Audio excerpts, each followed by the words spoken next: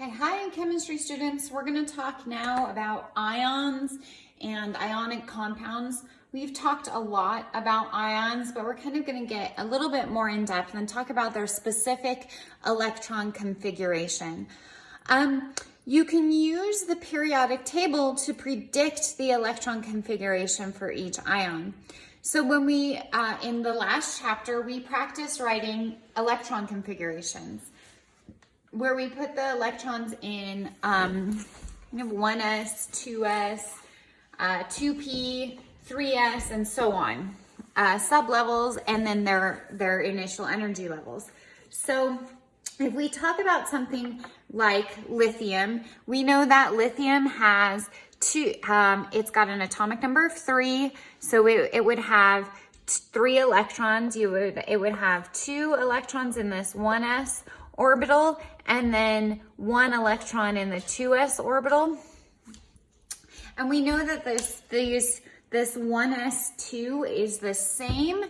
This 1s2 is the same as the electron configuration of helium. So we can write that in shorthand a little bit as helium plus 2s1.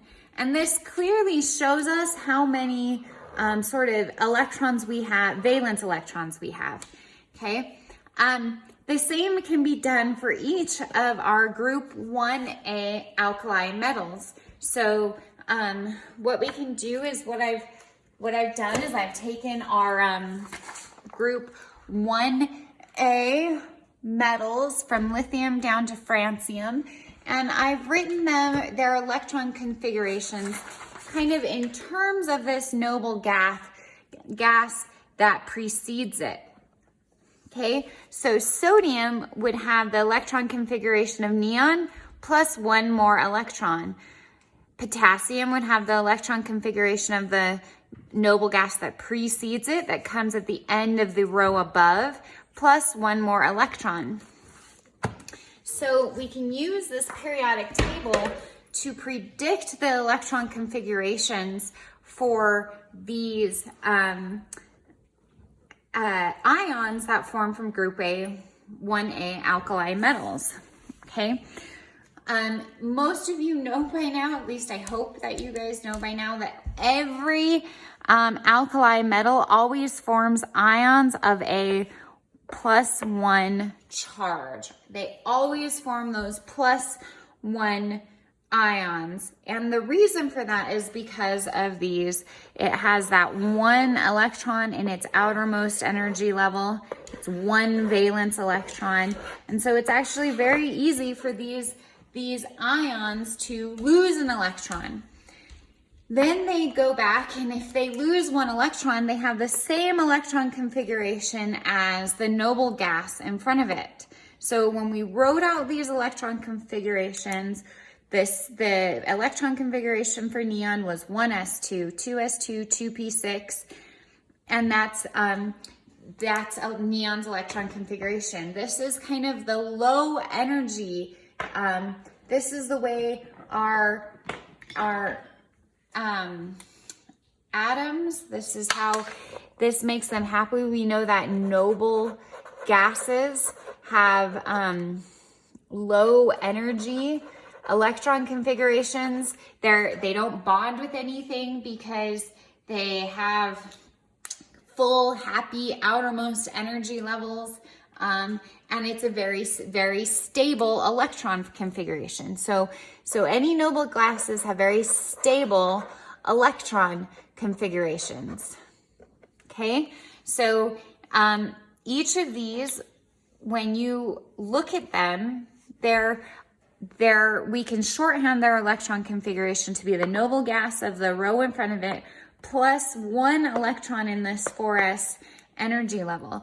So we know that argon has an electron configuration of 1s2, 2s2, 2p6, 3s2, 3p6, and that's kind of, it's got full through the 3p level. Then when we look at krypton, we have 1s2, 2s2, 2p6, 3s2, 3p6, 4s2, 3d10. Remember, we go back and fill in the d between the s and the p orbitals of the 4 level. 4p6, and that's krypton.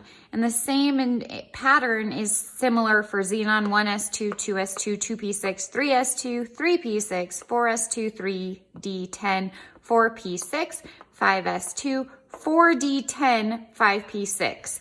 And these are kind of full electron configurations. They are stable.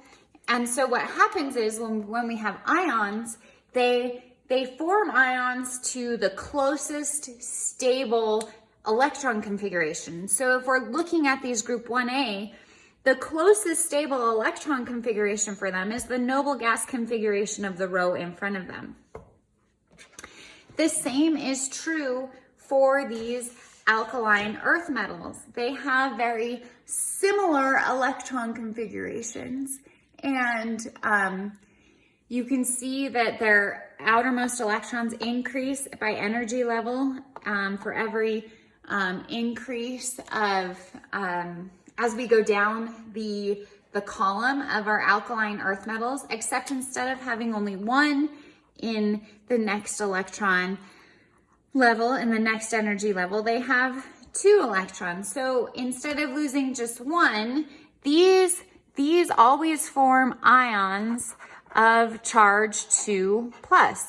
Always, because that they lose 2 electrons to go to the next, to the closest stable electron configuration. So when beryllium is going to form, it's going to lose 2 electrons so that it can have this helium.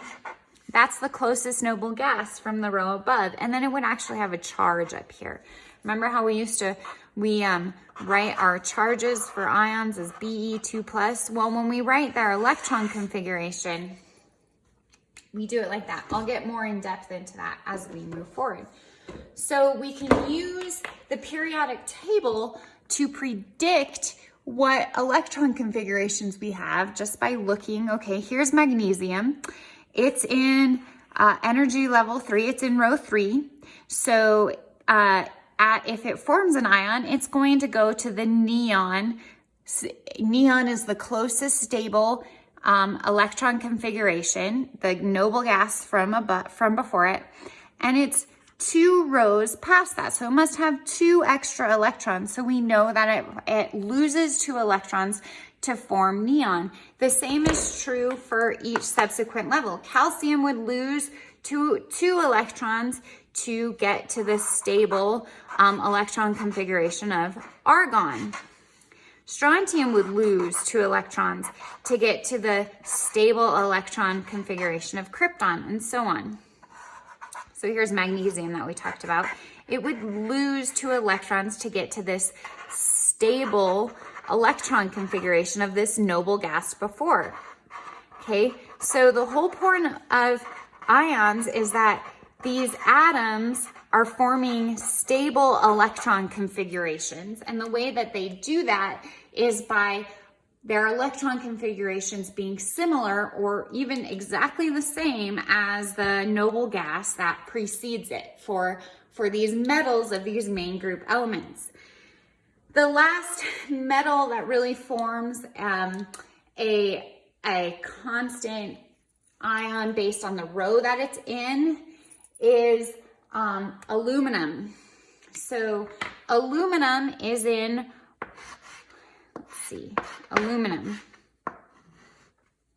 aluminum is in row 3A, or aluminium, as Patrick likes us to say. It's in row 3A, and it would lose electrons. Its electron configuration is, it's neon.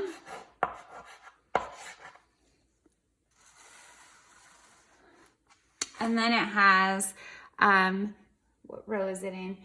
3s2, 3p1. Okay, so that's its electron configuration. So you can see that it's got these 3 ions, or 3 extra electrons past neon. What it would do is it would kind of give up those 3 electrons to form a 3+ ion, and it would go to the stable electron configuration of neon. Okay, and so you can use the information of what column these metals are in to predict their stable electron configurations, because it's always going to be the noble gas that precedes whatever element you're looking at, the one that just comes in the row at the end of the row above it. So when we start talking about ions that form from non-metals or metalloids, we can look at column 6A, which we know are some of the main elements that form anions. And when we look at these, here's oxygen's electron configuration. So when we look at the column 6A, we can see oxygen, sulfur, selenium, and tellurium. And what happens with these elements is instead of subtracting ions, giving up electrons to form the electron configuration of the noble gas before it, they add electrons to form the electron configuration of the noble gas after it. So, let's say we have this oxygen and we add 2 electrons. If we add 2 electrons, we have 2s2, 2p6, and that corresponds to the electron configuration of neon. So oxygen would gain 2 electrons to form the electron configuration of the noble gas neon. Selenium would we need to add 2 electrons, then we have 3p6, and that forms the electron configuration of the noble gas that follows sulfur, which is argon. Okay, so if we use the periodic table to make a prediction, if we look at selenium, it's going to add 2 electrons and form the electron configuration of the noble gas that follows it. So if we go just 2 more, we see that would be krypton. Okay, so we add 2 electrons to selenium and we get the noble gas configuration of the electron configuration of the noble gas krypton. And same with selenium, add 2 electrons and we get the electron configuration of the noble gas xenon. Now, these would have these electron configurations. This would be their electron configuration. However, if oxygen has the electron configuration of neon, we know that its charge, it has 2 more negatives than positives, so it makes a -2 charge. Same with sulfur. If it forms the electron configuration of argon, it has 2 more electrons than it has protons, so it has a -2 charge. Same with krypton, or selenium, and same with tellurium. It would have these -2 charges because each of these would then have 2 more electrons than they have protons. We can make the same prediction with column 7A or halogens. We know that these usually form -1 ions. So here's the electron configuration for fluorine. If we add 1 more electron, it gets to the electron configuration for neon. Same is true for chlorine. If you add an electron, it becomes the electron configuration of the noble gas at the end of that row, which is argon. Okay, bromine is the same. You add this electron and you get krypton. Here, if you add an electron to iodine, you get xenon. And if you add an electron to astatine, you get radon. So each of these would have the electron configuration of the noble gas at the end of the row. Because neon has 1 more electron than fluorine has protons, this would have a -1 charge. This would have a -1 charge for argon down here in chlorine, because it would have 1 more electron than it has protons, and so on. So each of these would have these noble gas then electron configurations because that's stable. So for these non-metals, they add electrons to get to the electron configuration of the noble gas at the end of their row. So when you're asked the question, how can we predict that oxygen will form an ion of 2- rather than 3-? And the answer is this. When atoms bond, they want to be stable. Here's the electron configuration of oxygen. In order for this to be stable, if we add 2 more electrons, its electron configuration becomes 1s2, 2s2, 2p6. This is the same electron configuration as neon. This is a stable arrangement of electrons.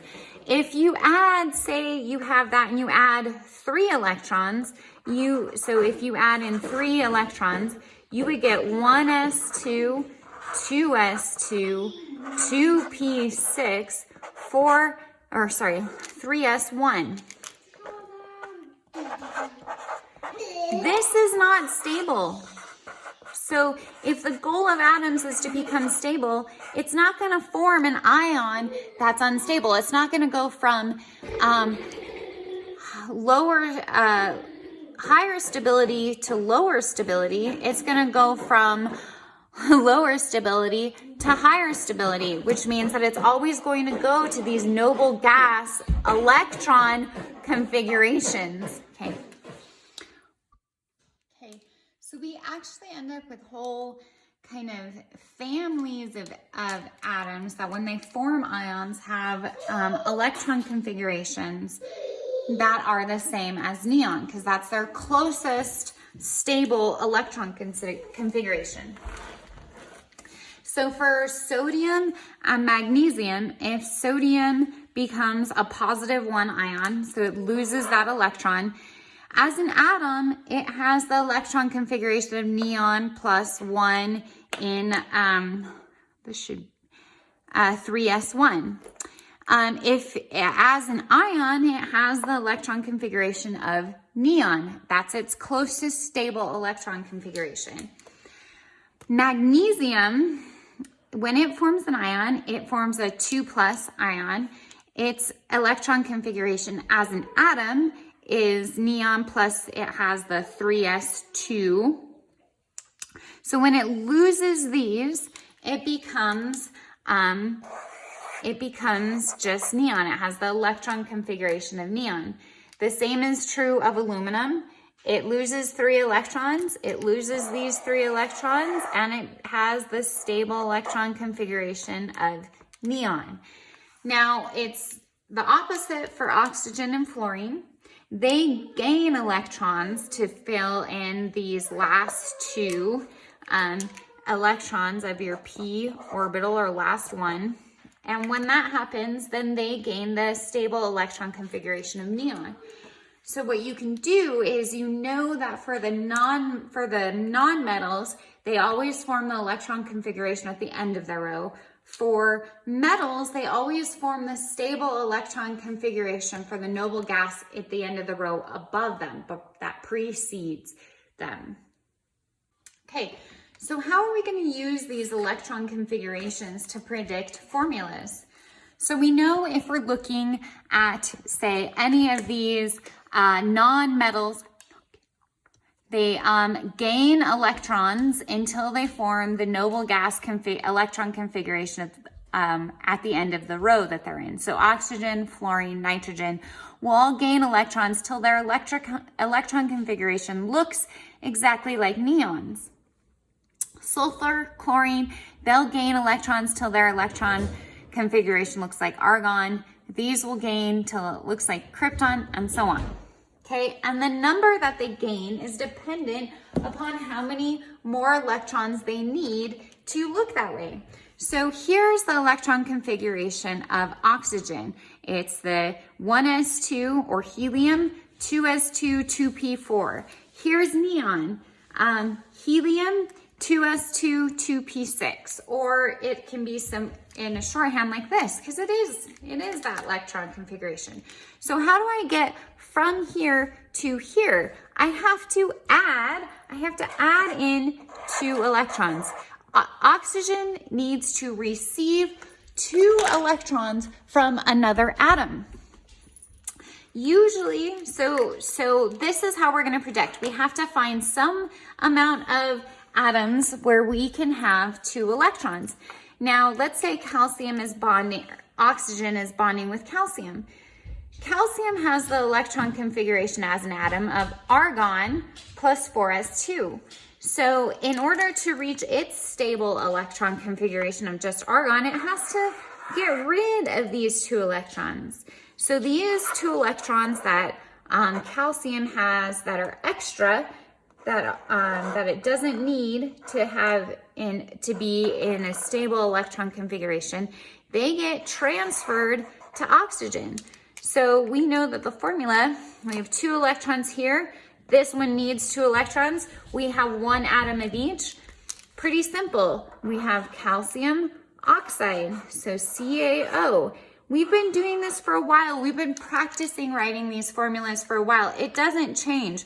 You're just using this electron configuration to predict how many atoms of each that you have.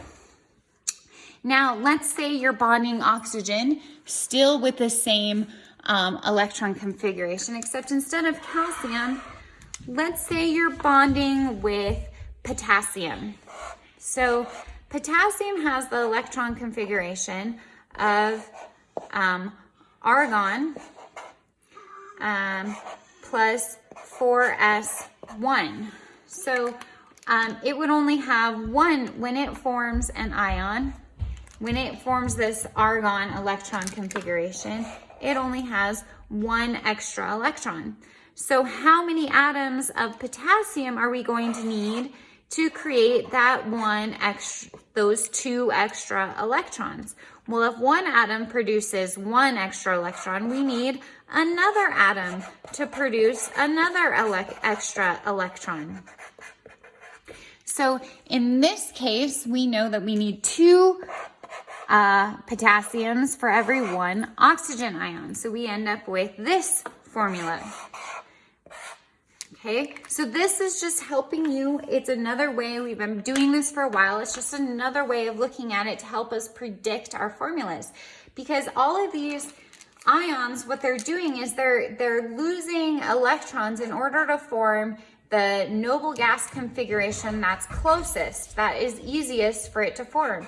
So when potassium forms an ion, it always goes to argon because that's it. All it has to do to get to the same electron configuration as the noble gas of argon is lose 1 electron. Okay. Additionally, what we need to talk about is kind of the size of the ions as they compared to their parent atoms. So when we have metals as the atom, lithium, sodium, potassium, they all have a single electron in their outermost level that's very loosely held. So when they transfer that electron to another atom, these cations that then form are much, much smaller in radius than the parent atom. Now, the opposite is true for anions. When anions gain their electron, they actually increase in size. So fluorine as an atom will be smaller in its radius than fluorine as an anion. And so it gains that outermost electron, and that therefore it becomes slightly larger. Okay, so it gains in size, gains an electron, becomes larger for anions, for nonmetals. So the atom compared to the anion is smaller. The atom compared to the cation for metals is larger. So finally, we're going to talk about our polyatomic ions that we have. They behave very similarly to our atomic ions. They attract charges, oppositely charged ions in the same exact way. The only difference is, for example, we have nitrate here. The bonds in between the nitrogen and oxygen that form this polyatomic ion are all covalent bonds. So the bonds between the atoms within a polyatomic ion are all covalent, but they form ionic bonds when they're forming between these two polyatomic ions. So let's say we have ammonium and we have nitrate. The bond that they form between each other, this would be an ionic bond, but the bonds that they form between their individual atoms within the polyatomic ion are all covalent. Okay, that should be enough information to get you through your next homework. If you have any questions, please contact me. I hope you guys are doing okay.